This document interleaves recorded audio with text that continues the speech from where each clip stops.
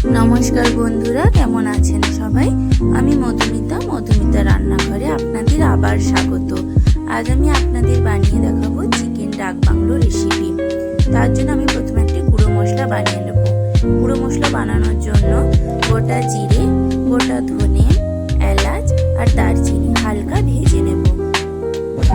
মশলাগুলো হালকা ভাজা হয়ে গেলে এবার গুঁড়ো করে নেব। এবার কড়াইতে তেল দিয়ে দেব।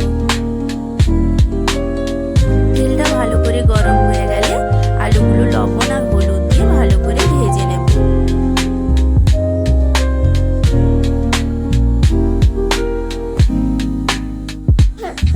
আলুগুলো ভালো করে ভাজা হয়ে গেলে তুলে নেব।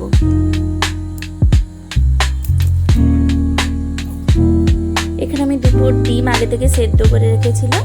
সেদ্ধ ডিমগুলো দিয়ে দেব। পরিমাণ মতো লবণ দিয়ে ডিমগুলো হালকা করে ভেজে নেব। ডিমগুলো হালকা ভাজা হয়ে গেলে তুলে নেব। কড়াইতে আবার তেল দিয়ে দেব। গোটা গরম মশলা দিয়ে দেব, দারচিনি, লবঙ্গ আর এলাচ, একটা তেজপাতা দিয়ে দেব। রসুন বাটা দিয়ে দেব। রসুনটা এবার হালকা ভেজে নেব। রসুনটা হালকা ভাজা হয়ে গেলে পেঁয়াজ কুচি দিয়ে দেব। পেঁয়াজটা হালকা ভাজা হলে আদা বাটা দিয়ে দেব। এবার ভালো করে নেড়ে নেব।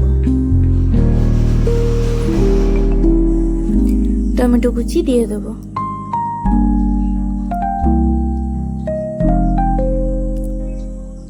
হলুদ গুঁড়ো, পরিমাণ মতো লঙ্কা গুঁড়ো, কাশ্মীরি লঙ্কা গুঁড়ো, ধনে গুঁড়ো, জিরে গুঁড়ো, পরিমাণ মতো জল দিয়ে মশলাটা ভালো করে কষিয়ে নেব।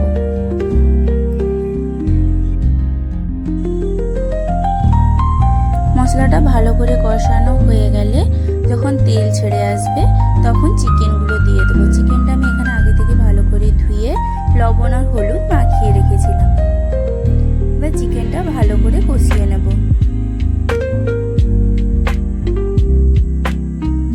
আমি এখানে একটা গোটা রসুন দিয়েছি, আপনারা চাইলে নাও দিতে পারেন।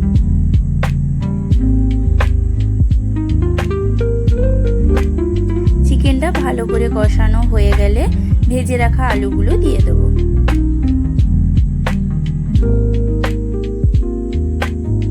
ভালো করে নেড়ে নেব। ভালো করে নেড়ে নিয়ে পরিমাণ মতো জল দিয়ে দেব। জলটা ফুটে গেলে ঢাকা দিয়ে দেবো সেদ্ধ হওয়ার জন্য। সেদ্ধ হয়ে গেলে ঢাকা খুলে নেড়ে নেব। এবার ভেজে রাখা ডিমগুলো দিয়ে দেব।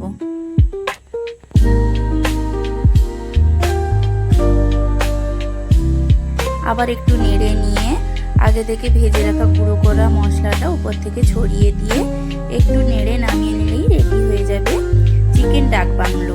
গরম ভাতে আপনারাও একবার ট্রাই করে দেখুন, আর কেমন লাগলো আমাকে অবশ্যই জানাবেন। আর এইরকম আরও নতুন নতুন ভিডিও পেতে আমার চ্যানেলটা প্লিজ সাবস্ক্রাইব করে দেবেন।